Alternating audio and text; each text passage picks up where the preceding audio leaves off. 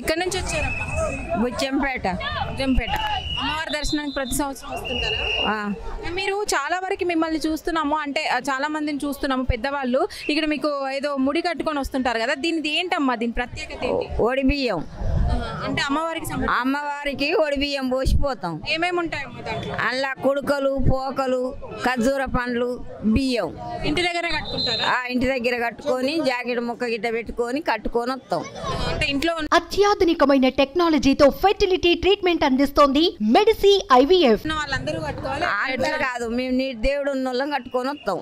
దేవుడు ఉన్న వాళ్ళు అది కట్టుకుంటారు. అమ్మవారికి లోపలికి వెళ్ళగానే గద్దె మీద పోసిపోతాం. అవి పోస్తూ ఉంటారు. మళ్ళీ అక్కడ నుంచి ఏమైనా తీసుకెళ్తుంటారు?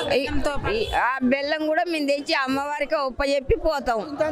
ఇంత పసుపు కుంకుమ, మళ్ళా గద్దె మీద ఇంత పసుపు కుంకుమ అని బెల్లం తీసుకొని పోతాం.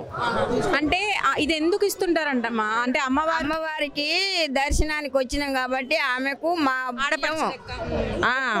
మాకు మొక్కు, మాకు ఆమె మా ఒంటి మీద ఉన్న దేవునికి ఆమె ఒక చెల్లె, వీళ్ళందరూ అక్క చెల్లెళ్ళు. అందుకొరకు ఆమె బియ్యం అక్క కడిగి పోతే ఆమె పోసుకొస్తుంది, ఆమె కడిగి పోతే ఈ అక్కలు పోసుకుపోతారు. అంటే ఎప్పుడైనా కానీ మేడారం జాతర మొదలైనప్పుడు వెమ్ములవాడకు కూడా కొంతమంది వెళ్తూ ఉంటారు కదా. ముందు తండ్రి ఎవడాల రాజన్న ఈమెకు సమ్మక్కకు తండ్రి. ఆ తండ్రి అయితే తండ్రి కాడికి పోయి వచ్చినాకనే సమ్మక్క కాడికి వస్తారు. అక్కడ కూడా సేమ్ ఇట్లనే అక్కడికి బియ్యం కట్టుకపోం, జోలే ఆయనకు జోలు వేసుకొని పోతాం. పోయి ఆడ ముడుపులు కట్టి వస్తాం. అక్కడ ఏరే ఎవడాల ఏరే ఉంటాయి. ఎన్ని సంవత్సరాల నుంచి ఇక్కడికి వస్తున్నారమ్మా? మీ చిన్నప్పటి నుంచి? మా చిన్నప్పటి నుంచి వస్తున్నాం. అప్పుడు బాగుందా? ఇప్పుడు బాగుందా? ఇప్పుడు బాగుంటది. అప్పుడు ఏం లేదు, ఇప్పుడు పెరుగుతుంది. అప్పుడు మేము కాలు నడకతోటే వచ్చేది బండి కట్టుకొని. ఇప్పుడు బస్సులు వేసిరు, ఫ్రీ బస్సులు కదమ్మా? ఫ్రీ బస్సులు. ఎలా అనిపిస్తుంది మాకు? మంచిగా ఉందండి. ఎక్కడి నుంచి వచ్చారు? మేము మంగపేట, బుచ్చంపేట నుంచి వచ్చినాం. అక్కడ నుంచి బస్సులోనే వచ్చారా? కుటుంబం మొత్తం వచ్చారా? మేము వచ్చినాం. దర్శనానికి వెళ్తున్నారు? దర్శనానికి వెళ్తాను. మీ పేరు? అరుణ. ఎక్కడి నుంచి వస్తున్నారు? హైదరాబాద్ గోల్నాక నుంచి. చాలా మందిని చూసాను ఈ తాడు వేసుకొని వస్తున్నారు కదా, దీని వెనకాల కథ ఏంటండి? అమ్మవారిది అది ఉంటది శక్తి అనేసి వేసుకుంటాం. ఇది అమ్మవారు వచ్చే వాళ్ళు వేసుకుంటారా?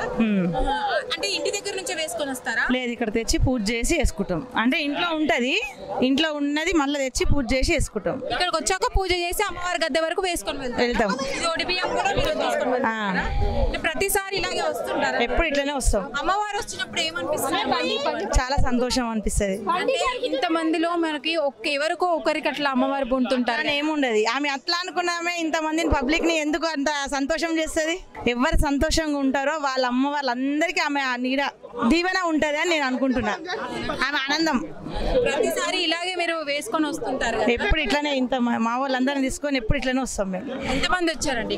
మేమా ఒక 70-80 మంది మాకు ఉంటాం. మా ఫ్యామిలీ. అంటే ఉండడానికి చేసుకున్నామా? అంటే బెల్లాలు సపరేట్ అండి? అంటే నిలువెత్తు బంగారం మొక్కు వాళ్ళు తీసుకొస్తాం. ఎవరిది వాళ్ళు తీసుకొని వచ్చి అమ్మవారికి సమర్పిస్తాం. జంపన వాగులో స్నానం చేసాం. Thank you so much.